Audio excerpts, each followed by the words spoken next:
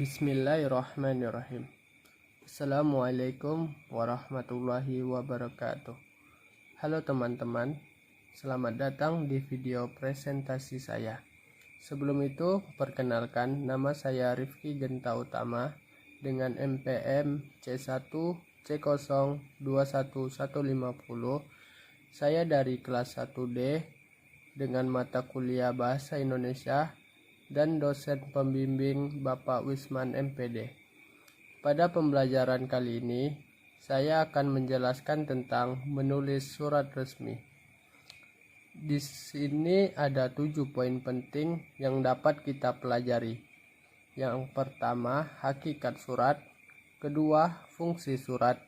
Ketiga, syarat dan ciri surat yang baik. Keempat, jenis surat. Yang kelima, bentuk atau format surat.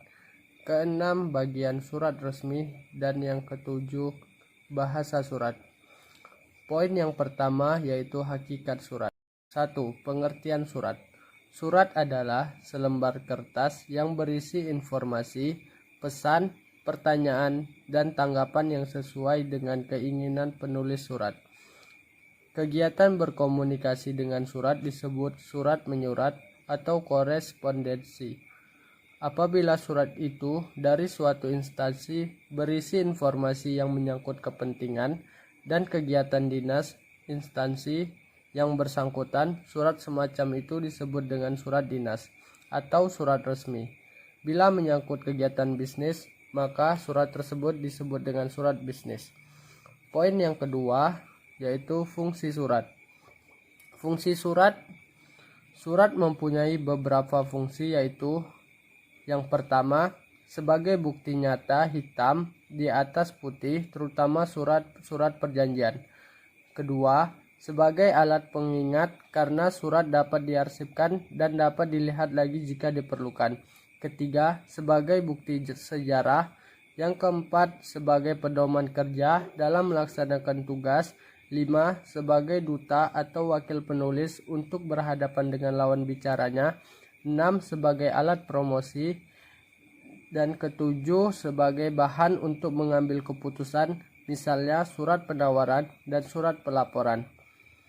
Jika dibandingkan dengan alat komunikasi lain, surat memiliki kelebihan, yaitu dapat mengurangi kesalahpahaman dalam berkomunikasi, karena penulis dapat menyampaikan maksudnya dengan sejelas-jelasnya. Selain itu, pembaca dapat membacanya berulang-ulang apabila dirasakan belum mengetahui betul isinya. Kelebihan yang lain adalah bahwa biaya surat menyurat yang digunakan relatif lebih murah jika dibandingkan dengan biaya telepon atau telegraf. Poin yang ketiga yaitu syarat dan ciri-ciri surat yang baik. Yang pertama ada syarat surat yang baik. Syarat surat yang baik yaitu ditulis dengan teknik penyusunan yang benar.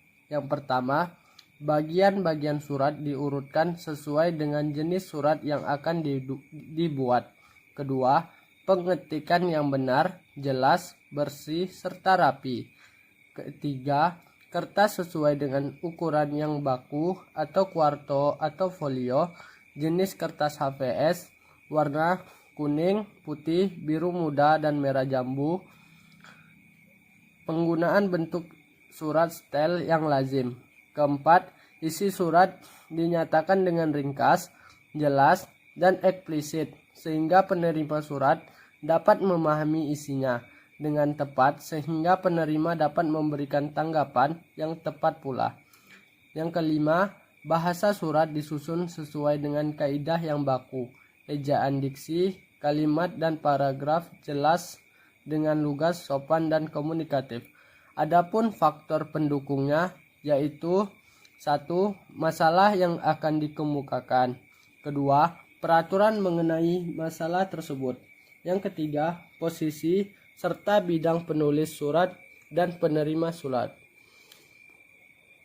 Bentuk surat atau style adalah tata letak bagian-bagian surat, yaitu dari kepala surat sampai dengan inisial surat. Ia menyiratkan segi estetika estetika, serta kepraktisan. Menurut sejarah persuratan, bentuk yang diperkenalkan oleh Belanda adalah bentuk lekuk atau intended style yang dikenal sebagai bentuk lama. Yang kedua, adapun ciri-ciri surat yang baik. Adapun ciri-ciri surat yang baik, yang pertama, menggunakan kop surat apabila dikeluarkan organisasi. Kedua, ada nomor surat, lampiran, dan perihal. Yang ketiga, menggunakan salam pembuka dan salam penutup yang lazim. Keempat, penggunaan ragam bahasa resmi. Yang kelima, menyertakan cap atau stempel dari lembaga resmi. Dan yang keenam, ada aturan format baku.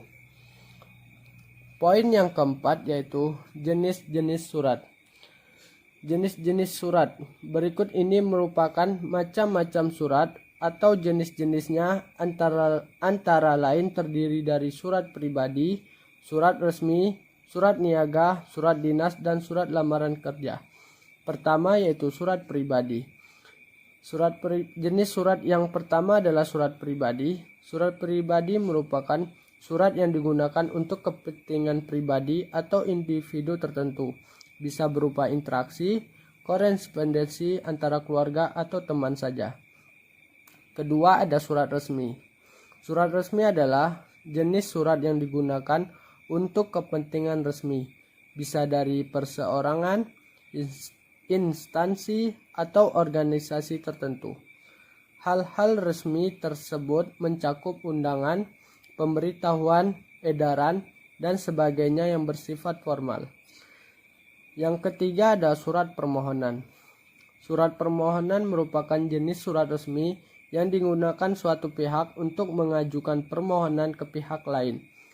Jenis surat ini bisa dari perseorangan ke perseorangan, bisa juga perseorangan ke lembaga, ataupun bisa juga dari lembaga ke lembaga. Yang keempat ada surat keputusan.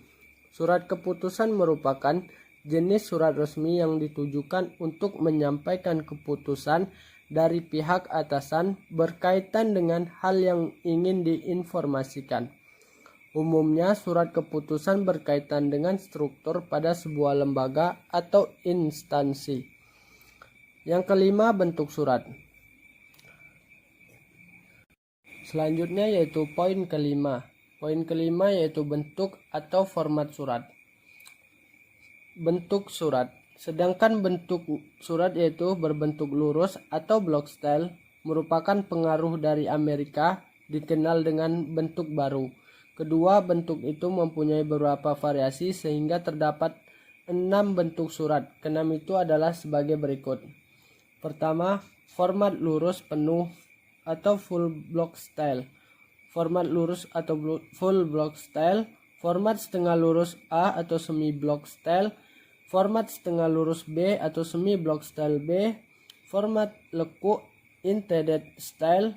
Format paragraf menggantung hanging paragraph style. Semua format surat dinas tersebut di atas sering dijumpai dan digunakan oleh berbagai instansi, baik pemerintah maupun swasta, kecuali format lekuk atau bergerigi dan format paragraf menggantung. Format setengah lurus A termasuk format surat resmi Indonesia versi lama, sedangkan format setengah lurus B termasuk format surat resmi Indonesia versi baru yang dilazimkan oleh Pusat Pembinaan dan Pengembangan Bahasa karena dianggap lebih efisien dan lebih menarik, walaupun pada dasarnya tidak ada format yang dibakukan. Namun Pusat Pembinaan dan Pengembangan Bahasa menganjurkan agar yang dipakai adalah format setengah lurus B. Poin yang keenam yaitu bagian surat resmi. Bagian-bagian surat resmi yaitu yang pertama ada kepala surat, kedua tempat dan tanggal surat, yang ketiga nomor surat, keempat lampiran yang disertakan, yang kelima hal atau perihal, yang keenam alamat penerima, yang ketujuh salam pembuka, yang kedelapan isi surat, yang kesembilan salam penutup, dan yang kesepuluh nama dan tanda tangan pengirim. Poin yang selanjutnya yaitu poin ketujuh, Poin ketujuh yaitu bahasa surat.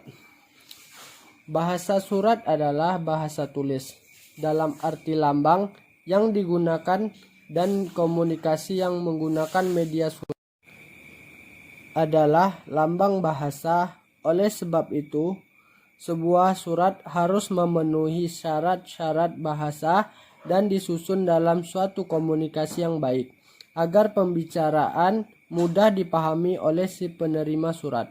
Selain itu, harus dipahami pula bahwa cara bertutur seseorang juga mencerminkan kepribadian orang tersebut. Karena itu, bertutur baik melalui surat merupakan hal yang penting yang harus diperhatikan dalam penulisan surat. Dalam penulisan surat, urutan setiap masalah harus dibuat sedemikian rupa sesuai dengan urutan logika. Caranya yaitu: A. Pakailah paragraf pertama sebagai pengantar masalah yang hendak dibicarakan dalam surat. Yang B. Kemukakan masalah pertama pada paragraf kedua.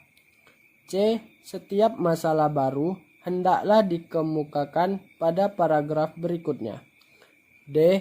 Apa yang sudah dibicarakan pada paragraf sebelumnya jangan diulang lagi pada paragraf berikutnya. E. Sebaiknya apa yang akan dibicarakan pada paragraf selanjutnya jangan diuraikan pada paragraf sebelumnya. F. Akhiri surat dengan paragraf penutup. Suatu karangan formal, terutama karangan seperti surat, bahasanya harus jelas, lugas, dan umum memasyarakat. Baiklah, itulah video presentasi dari saya. Saya mohon maaf jika banyak kesalahan.